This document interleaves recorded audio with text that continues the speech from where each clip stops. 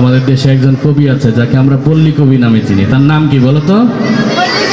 পল্লী কবি জসিমউদ্দিন।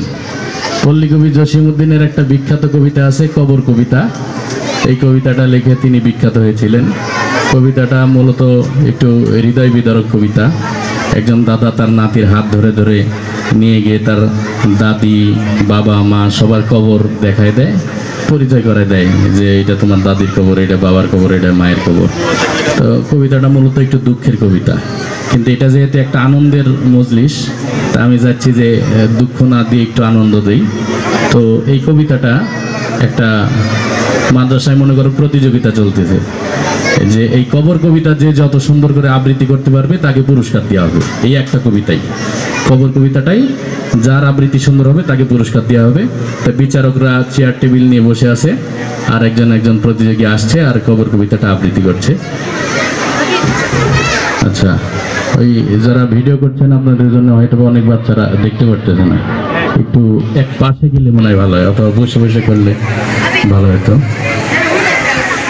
তো প্রথমে যে প্রতিযোগী আসলো কবর কবিতা আবৃত্তি করতে, সে তার আবৃত্তি মোটামুটি অনেক সুন্দর হয়েছে।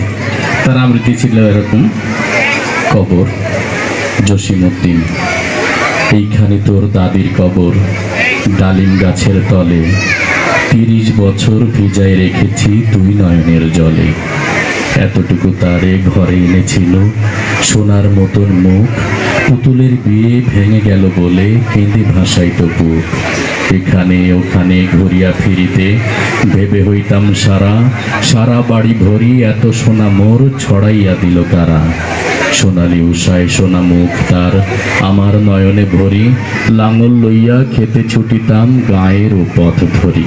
যাই হোক, অনেক সুন্দর করে আবৃত্তি করছে, অনেক নাম্বার পাইছে, বিচারকরা বাহবা দিছে। এরপরে আসছে এলাকার একজন নেতা। নেতা চিন্তা করলো আমিও তো ছোটবেলায় আবৃত্তি করছি, দেখি এখন কেমন চর্চা আছে। তার নেতা তো নেতার মতো ভাবসাব নিয়ে আসছে, নেতা আসছে এইভাবে। তা নেতারা তো রাজনীতির মঞ্চে গরম বক্তব্য দিয়ে অভ্যাস, তো ওই নেতার আবৃত্তির ঢং ছিল এরকম: কবর জসিমউদ্দিন, এইখানে তোর দাদির কবর, ওই ডালিম গাছের তলে, 30 বছর ভিজায় রেখেছি দুই নয়নের জলে। তার আবৃত্তি শুনে তো বিচারকরা উঠে দৌড় মারছে, দোলাবানো কয়েকজন দৌড়ায় পালাইছে। তারপরে তাদেরকে বুঝাই শুনে আনা হলো, নেতাও চলে গেল। এরপরে আসছে আমাদের মাদ্রাসার এক ছাত্র। আমাদের মাদ্রাসার কিছু পোলাপান দেখবা খুব লাজুক, শরমে কারোর সামনে কিছু বলতেই চায় না। তো এইরকম একটা লাজুক ছেলেকে জোর করে তুলে দিছে মঞ্চে যে তুমি একটু আবৃত্তি করো। তো ওই ছেলে তো লজ্জায় একদম শেষ। তার আবৃত্তির ঢং ছিল এরকম: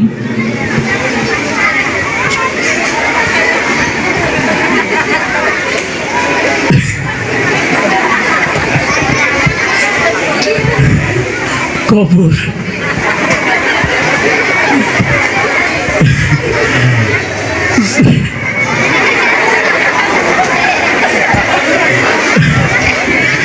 জসিমউদ্দিন, এইখানে তোর দাদির খবর, ওই ডালিম গাছের তাকে নিয়ে গেল। এতেও বেশি সময় নষ্ট করতেছে, একে দিয়ে হবে না। এরপরে আসছে আর একটা ছেলে। আমাদের মানুষের কিছু পোলাবান দেখবা যে খুব কান্নাকাটি করে, মানে এত বেশি ইমোশনাল যে আরেকজনের কান্না দেখলেও সে কান্না শুরু করে দেয়। সে কি জন্য কাঁদতেছে নিজেও জানে না। এই টাইপের একটা পোলাবানকে জোর করে তুলে দিছে মঞ্চে। তো এমনিতেই তো কবর কবিতা দুঃখের কবিতা, যখন তারে বলা হয়েছে যে কবর কবিতা আবৃত্তি করতে হবে, সে তো শুনেই কান্না শুরু করে দিছে। তা তার আবৃত্তির ঢং ছিল এরকম: কবর জসিমউদ্দিন, এইখানে তোর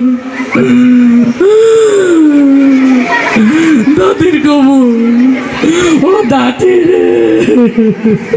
তাকেও নিয়ে গেছে, তো বেশি কান্না শুরু করে দিছে, এর দ্বারা হবে না।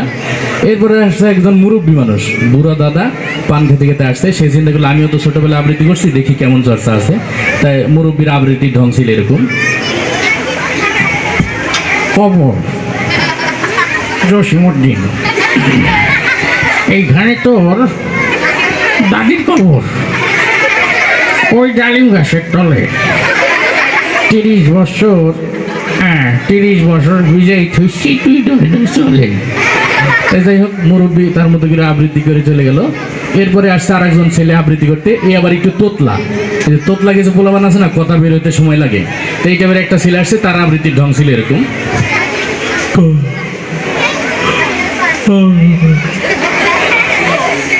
কবর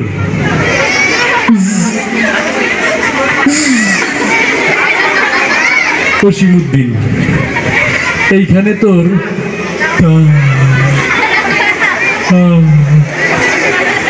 আদির কবর, ওই ডালিম গাছের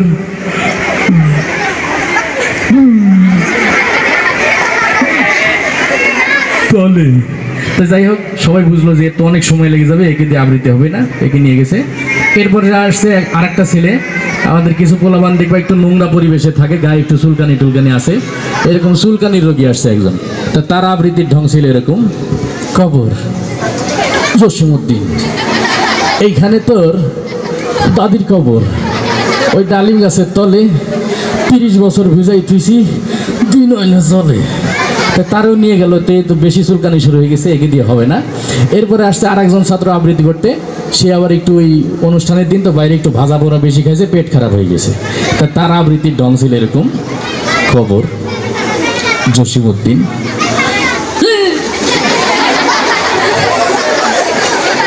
এইখানে তো দাদির কবর, ওই ডালিম গাছের তলে 30 বছর